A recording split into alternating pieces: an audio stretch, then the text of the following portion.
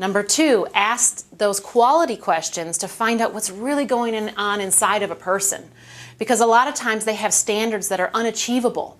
So us as salespeople, we have to lead them in order to closing that transaction so that they can really be excited about their purchase. So number 3, in handling objections and negotiating, is you want to be able to control emotions. You want to be able to control emotions. When I was a senior in high school, I was planning on going to college, of course.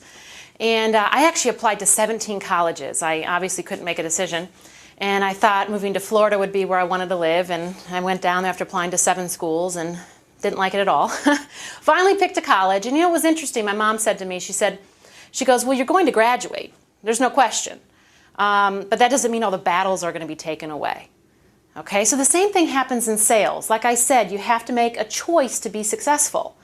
So you have to choose that you're going to win this year. You're going to make a lot of money. You're going to do phenomenal in this business. Doesn't mean the battles are going to go away. And the battles that you have to face are the emotional battles, not just your own, but also your customers.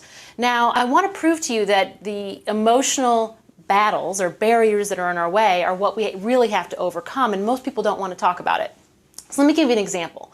A lot of people say that the biggest objection that they get in the negotiation process is price, okay? And I'm going to challenge anyone that thinks that and say price has very little to do with it, okay? Because I would ask you this.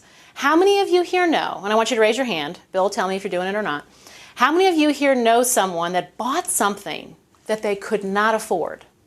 Okay? Chances are most of you raised your hand. Now, how many of you here know someone that smokes cigarettes?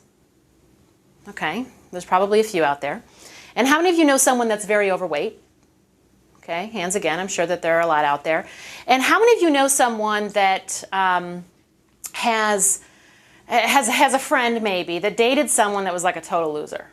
Okay, I mean total loser. I had a girlfriend, she was smart, beautiful, educated, but she kept going back to this guy that was a loser, and I kept saying, voice of reason, he's a loser, find somebody else, but she kept going back, and that's an emotional connection. Same thing why someone smokes cigarettes. If I said to someone that smokes cigarettes, it says on the package, you'll get lung cancer, it's like a fact, and you're going to die, and it's got 4,000 chemicals, 2 poisons, it's dipped in sugar. I mean, you will die if you continue to smoke. Will you please stop smoking?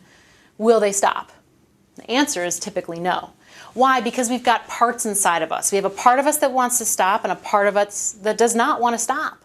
And until you flip the pendulum, until you actually make a change, that person's going to stay stuck or they're going to continue to smoke. So it's an emotional thing.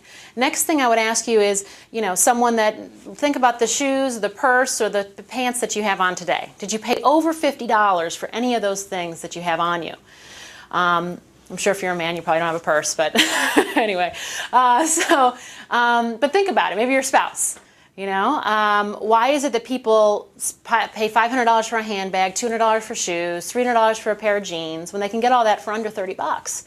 Well, it's an emotional thing because it's how it makes us feel. Okay? And that's how you can sell ice to Eskimos. If you can figure out the trigger points inside someone that makes them feel a certain way, they'll end up buying anything. But you have to make sure you ask the right quality questions to get them there, okay? So it all comes down to how somebody feels all the time. And how they feel is going to drive their behavior. It's the same thing if you want to go to the gym at 5 o'clock today, but the couch is in the way with a bag of potato chips, right? If you don't feel like working out, chances are you won't do it. But if you can train yourself to do what you decide to do, like you choose to be successful, so you're going to pick up the phone on a daily basis, right? Versus I don't feel like it today, or it's Monday and nobody wants a phone call on Monday, whatever the excuse might be, you can literally create your own destiny. And that's what's really exciting about negotiation and, more importantly, handling objections. So control your emotions, identify what drives you to do certain things, and then identify what drives your customers to do certain things.